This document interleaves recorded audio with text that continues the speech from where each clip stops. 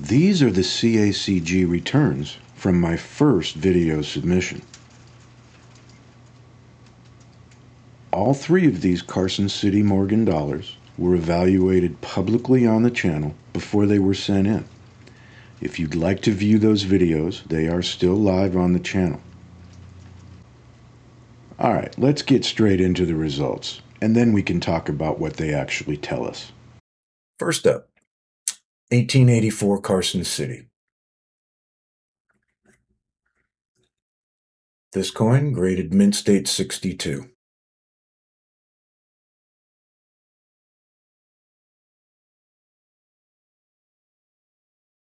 Now, this is a straight mint state grade. And it's a good example of how bag marks affect the ceiling, not eligibility. This is clearly still a mint state coin. It does have a lot of abrasions and bag marks, and the frequency and severity of them is what led CACG to cap this coin at a mint state 62. So while this is a very nice looking coin, the bag marks and abrasions limit just how high that grade can go. As you can see, it's got very nice detail. It's got beautiful luster. Couple of relatively significant bag marks. And in the end, that is what limited this grade. More significantly, what is on the face and how serious those are. Because of the combination of all those things, CACG determined this coin was worthy of a mint state 62. So we've got a straight grade, 1884 Carson City, mint state 62. With the CACG holder and their built-in sticker on their new label. Now we have the next coin up is an 1883 Carson City. Again, beautiful luster. This coin came back a mint state 63.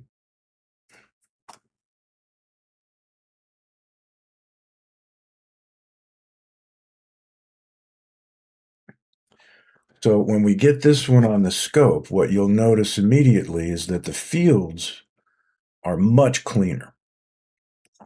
It doesn't look dramatically different from the mint state 62, especially with that significant impact mark on the cheek. But grading isn't about first impressions. The marks on this coin are fewer, less clustered, and less distracting. And because of that, CACG saw fit to grant this one a mint state 63 and not the 62 like we just saw. And that is how subtle the difference can be between a mint state 62 and a mint state 63. It's also why I wanted to send my coins to CACG, because of exactly how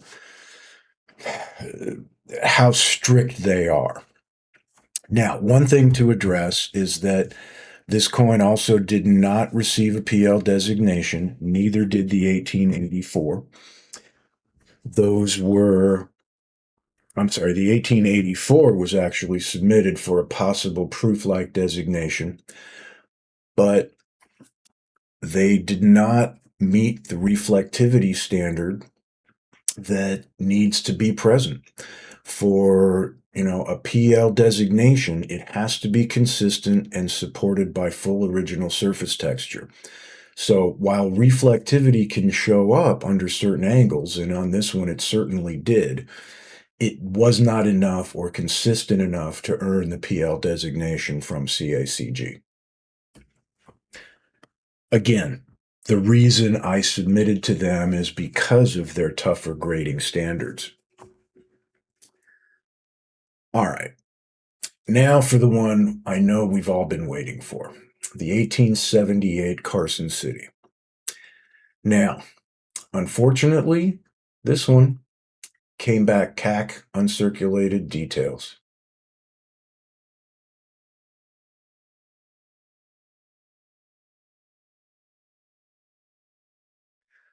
So this coin generated the most discussion during the evaluation.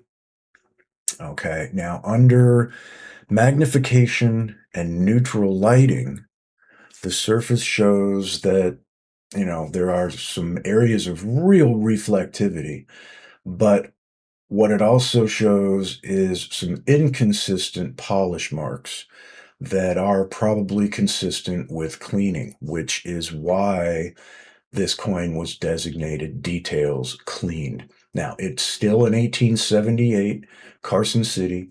It is still an uncirculated coin. They have given it that designation, but it is also a cleaned surface. So when looking at, this actual result, I don't consider this a grading failure. This is the grading process doing exactly what it's supposed to do. Now, on my evaluation, I did not see enough that led me to believe this coin had been cleaned. And regardless, I was going to submit it anyway, as discussed on the submission videos, because if there is a risk to be taken, I will take it, not the buyer of my coins. So what this tells me is that I was right to submit the coins for grading to make sure that they were legit. Unfortunately, in this case, the grading standards, being what they are, led this to be designated as details. I can live with that. That was the expectation.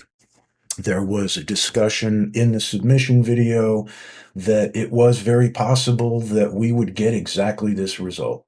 So, being realistic with your evaluations up front, especially when you are submitting potentially valuable coins like Carson City Morgan Dollars, it is imperative that you be honest with yourself and fully anticipate what those results might be. I mean, again, look at the reflectivity on that coin.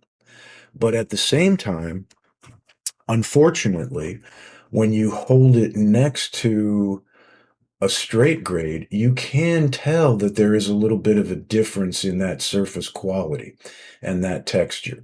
So, again, that is why that one ended up as showing cleaned. We have the 1884 and the 1883 coming back straight grade, mint state 62 and mint state 63.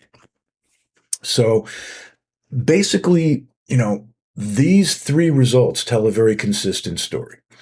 Bag marks don't disqualify a coin from being designated mint state, but they will absolutely cap the potential grade.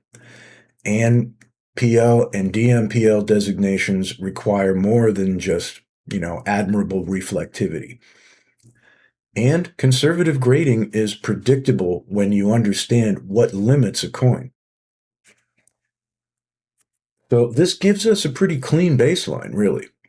Other services may look at these coins differently, and we will document that when those coins return. I've got a submission into NGC and another one into PCGS that should be back shortly. We will document those as soon as they arrive, just like we're doing here. But this is why I chose CACG first, because understanding the process matters much more to me than chasing outcomes.